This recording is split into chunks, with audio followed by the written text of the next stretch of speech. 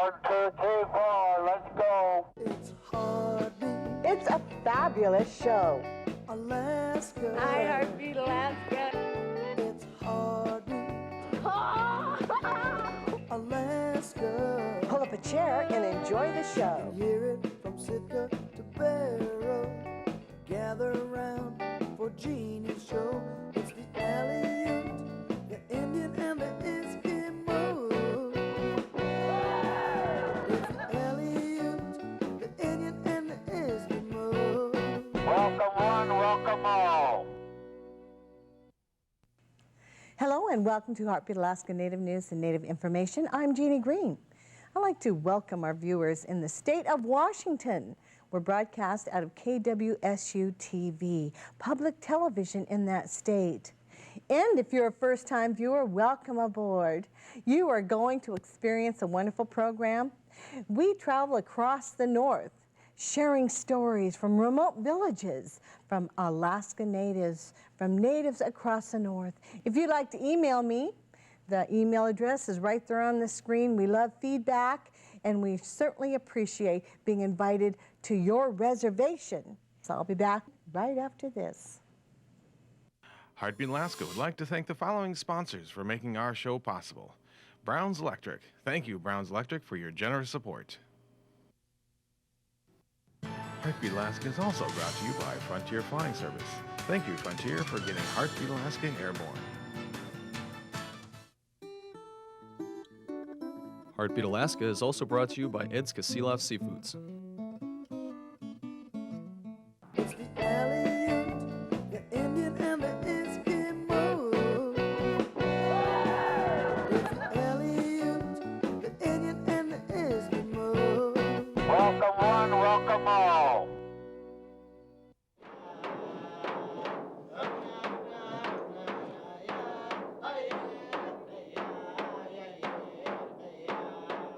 On the banks where the Kuskokwim and Tuluksak rivers meet, children play and adults go about their business, enjoying the perfect summer day in Tuluksak, Alaska. But the sunshine and calm only mask the recent buzz in this normally quiet Yuut community. The few buildings left of the old school stand silent and empty, awaiting demolition. After years of serving the children of Tuluksak, these buildings are making way for the massive multi-million-dollar structure built to replace them. This evening, local residents will gather inside the new school to witness the many talents of Gene Tagaban. The accomplished actor, storyteller, and counselor traveled from his home in Washington State to put on a performance that will humor and thrill, all while reminding people of some of the things that make Native culture great. Unfortunately, not all of the excitement in the village has been positive. Fierce flooding of the Kuskokwim River has wreaked havoc throughout Tuluksak and many neighboring villages over the last several days. Now the waters have calmed, but the disorder still lingers. The flooding of the town's runway temporarily stopped air traffic. But even the mighty Kuskokwim River can do only little to slow the progress of the region's determined flight students. Which way is the runway heading to? 02 and 20. So which one you landing on? 02, other way around. Okay. And what side traffic can you make? Left hand.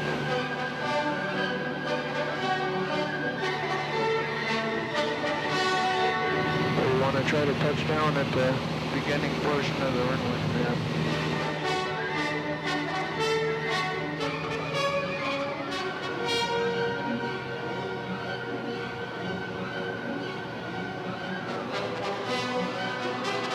November is on final for runway 202 exact.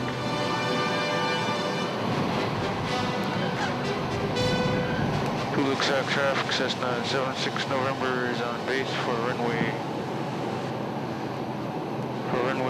202 Tuluksak.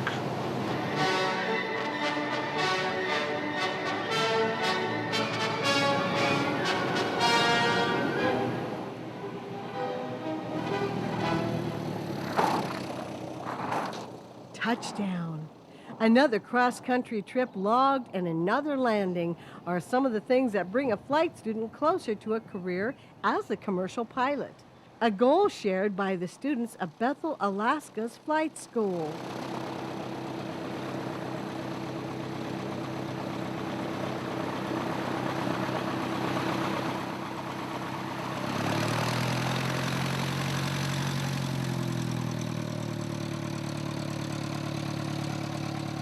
Since the early days of flight, aviation has had a unique relationship with our state. For most of rural Alaska, transportation of building materials, groceries, medical supplies, and mail by roadway has been and remains an impossibility.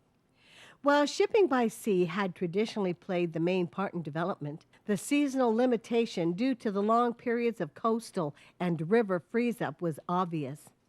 And so the role of the Alaska bush pilot was born. Today, the state of Alaska boasts the highest flying rates of both licensed pilots and aircraft owners.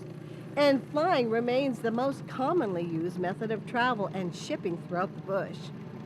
And with that need for flight service comes a demand for pilots trained to deal with the often harsh and erratic weather conditions common in Alaska. As Director of Operations at the flight school, seeing that demand met with capable flight staff is Will Johnson's work. I think there's going to be a lot of interest in this meeting if everybody's not out flying. Our name means place where people earn their wings. The flight school was originally conceived of a few years ago, back in the late 90s, when we determined that we needed to have another source of pilots. Alaska doesn't produce enough pilots for its own needs, and so we hire a lot of pilots from the lower 48. This sends payroll dollars down south, and unfortunately, the folks from down south, when they come up here, many don't want to stay. They're just using Alaska as a stepping stone to their career as a large jet pilot. If we can employ our local people, then these people will stay in the region. Their payroll will go back into the community. They already know the weather, they know the terrain, they know the language, the culture. They're very experienced with the ways of the region, and mainly this is their home and they want to stay here. So whatever experience we build with these people will stay in the region. We'll build our experience base. The only thing that separates us from being able to utilize our local people is training. Welcome one, welcome all. It's a fabulous show. Hi, everybody. Hi, Jeannie. Hi, Jeannie. Hi, ladies. Heartbeat Alaska. Real nice to see you folks. Hi, Heartbeat Alaska. Pull up a chair and enjoy the show. Tune in each week. You'll be glad you did. I put that cigarette in my mouth once and I wanted it. You know the reason I quit? The reason why I quit. The doctor told me he don't know what kept me alive.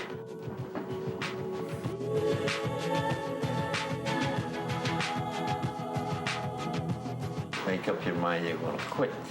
That's what I did. I hope other people can do the same thing. It's the Aleut, the Indian and the Eskimo. It's the Aleut, the Indian and the Eskimo. Welcome one, welcome all.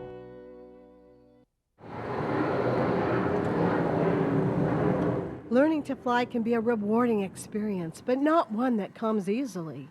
In addition to all of the studying and calculations, countless takeoffs, landings, flight hours must be logged along the way. One method of sharpening flight skills is by training on a simulator. Scammon Bay's Kyle Kaganak demonstrates. About a month ago, I got my private pilot license. Right now, I'm working on my instrument rating, and then after that, I'll go for my commercial rating. I'll be using Cessna 172, and I'll be doing some pattern work here. And I'll be taking off about 60 knots and climb out at about 75 here. And then after I take off, I'll climb up to about 500 feet and then turn left and climb up to about 1,000 feet here. And then I'll do a touch and go here.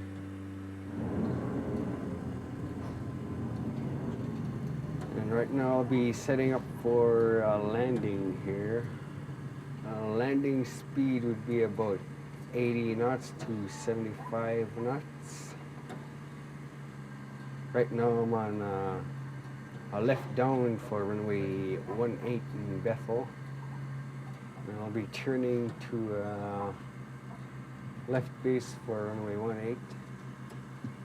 But any pilot can tell you that computers alone won't teach the finer points of aviation.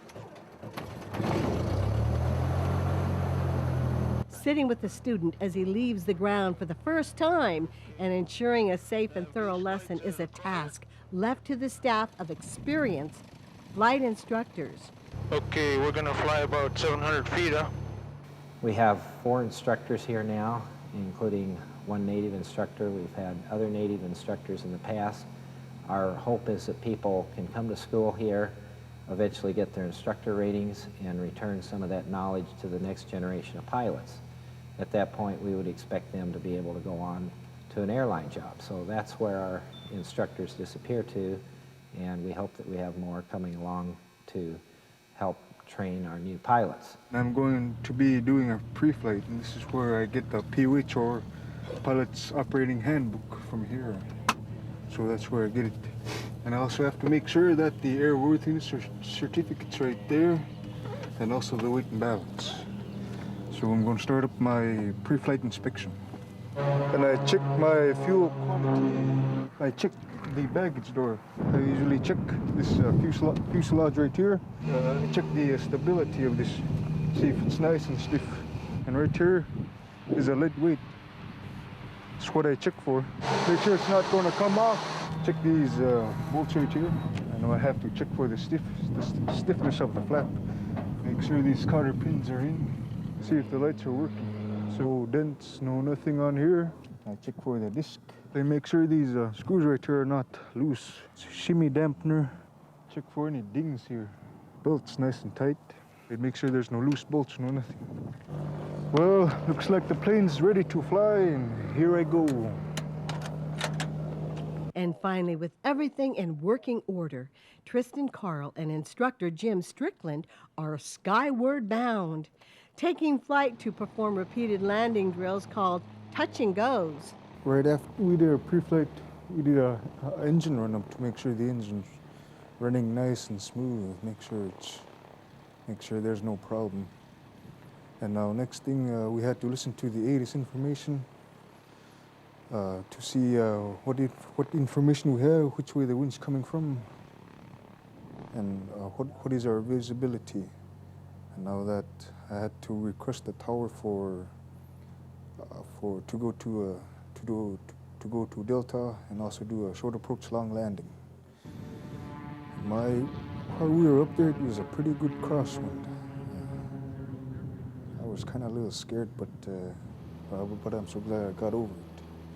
So we did a few crosswinds. While we were landing, I knew we had to curb into the wind first. And before it touched down, we had to straighten the plane out to the runway, put wings down towards the wind, and do a one-wheel landing. And you see, they were kind of little. It was a little bumpy up there. So we did at least 3 touch and goes. So I'm telling you, it's pretty rough, and it takes a lot of practice to do crosswind landings. Well, this is one of the very powerful things about Capstone.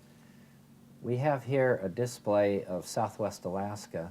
Will Johnson's advocacy of flight safety isn't limited to his involvement with the school. This evening, he attends a meeting to discuss the implementation of the latest in aviation technology, a revolutionary safety program being developed right here in Bethel called Capstone. This has been an enormously successful program that started in Alaska. I believe that we will see this system become worldwide, a worldwide standard. It uses ADS-B, Automatic Dependent Surveillance Broadcast. It's a way of airplanes communicating with each other electronically and ground stations electronically to receive weather information, collision avoidance information with other airplanes. The weather information can be graphical or textual, written out. We also have terrain avoidance information, a moving map that shows where the terrain is, and of course we have other selections, moving maps that show the general area, the navigational aids, the airports. So it's a very, very powerful piece of technology that's installed in the cockpit of airplanes here in the Bethel region. We hope soon to expand across Alaska and eventually across the United States and around the world. It gives the pilot tremendous situational awareness. It allows for flight following so that if an accident does occur, then we know right where that airplane went down, where it disappeared. This has already resulted in a number of saves where we've taken the search out of search and rescue. Our searches are gone, we simply go rescue people. The beautiful thing about this is there's been a dramatic reduction in the accident rate. I've heard figures as high as 47%. That means that we've cut the accident rate almost in half. This is truly remarkable, an amazing payback. What this does is allow the dispatchers for the airlines to view the airplanes and determine when the planes will land, where they're located. If there happens to be an accident, we know where they last were. And one of the nice things that comes from all this is customer service. I heard the story last night where an agent in the village was able to tell when his plane was landing, so the fresh fruits and vegetables didn't have to stay out on the runway too long. He could actually tell by looking at his monitor when the plane was going to land. Garris Kingiak and Will Johnson explain the program and how to enroll. I personally fly around to a lot of the high schools around our area. I've been up to Nome. I've been almost everywhere on the Delta here, trying to recruit students for our flight school. And I still have a few more places to go, but our flight school is a government-funded flight school, so we're not a profit-driven flight school. You're more likely to get a good, quick education out here. Of course, it's all dependent on the weather. This school kind of shut down for a little while and then started back up. But I think it's here for good now.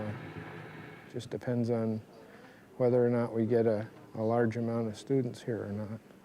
We accept pilots from all over the state. There's many, many funding options and scholarships available for pilots. A lot of ways to get your ratings here. We have full-time operation. We're here 7 days a week into the evenings. That way we can take advantage of people's free time to train and the good weather that sometimes occurs on the weekend after having bad weather during the week. We also have flight simulators, including one elite simulator with an instructor station, terrific for training for the instrument rating. We also have a written test center here. We have a local examiner here for medical exams, so you don't have to go to Anchorage anymore for your exam, although you can certainly do so. And we have a flight test examiner scheduled to come online sometime this summer. We presently have examiners from FAA who help us out with getting our check rides for our pilot applicants. The path that a person would take to come to this school would be to apply to the school, we would do a background check, make sure that the student has a good background. We want to avoid anyone with felonies or drug and alcohol problems. Those things don't mix with being a pilot.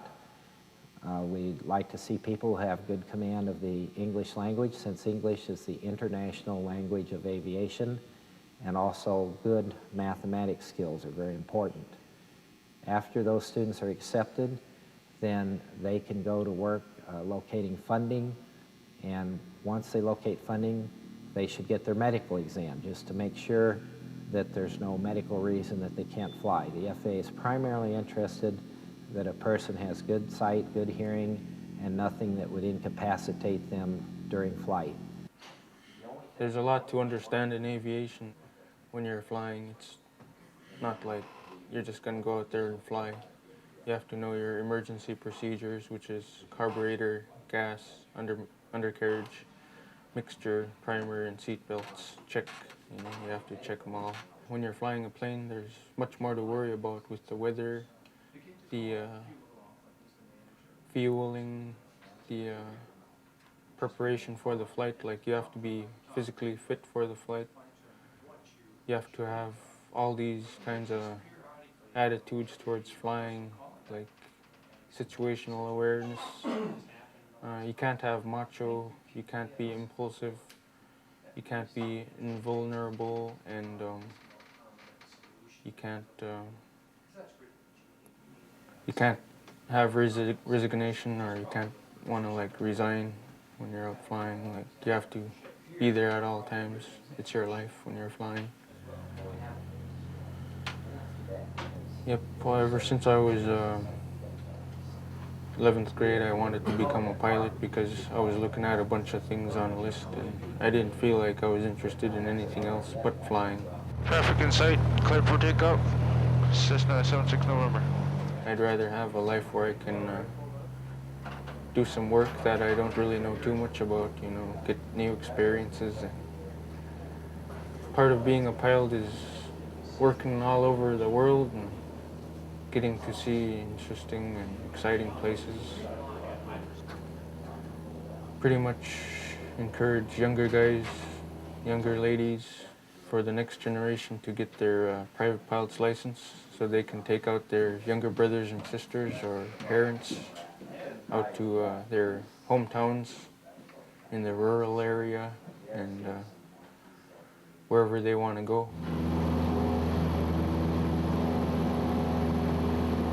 When you're young and when you're still learning at a good speed, it's about the best time to keep on moving, but you're never too old to become a pilot. I know a guy who was 60 years old, got his private license here at our flight school, and now he wants to work on his instrument rating. When you're out flying, it's just so much fun if you know how to do it. It's kind of like a bird and it's flying up in the air, and then, it's like an eagle that wants to quit for a while, comes down and grabs a salmon and then takes off again. And it's just so much fun if you know how to do it. Thank you, everyone, for joining us for another Heartbeat Alaska. And once again, welcome to our new viewers in the state of Washington. Heartbeat Alaska now is aired from one coast to the other, from Washington all the way across to our good friends in the Seminole tribe. Hello, my good friends in the Seminole Nation. We're aired on 5 reservations in Florida. God bless every single one of you, and thank you so much for joining us once again for Heartbeat Alaska.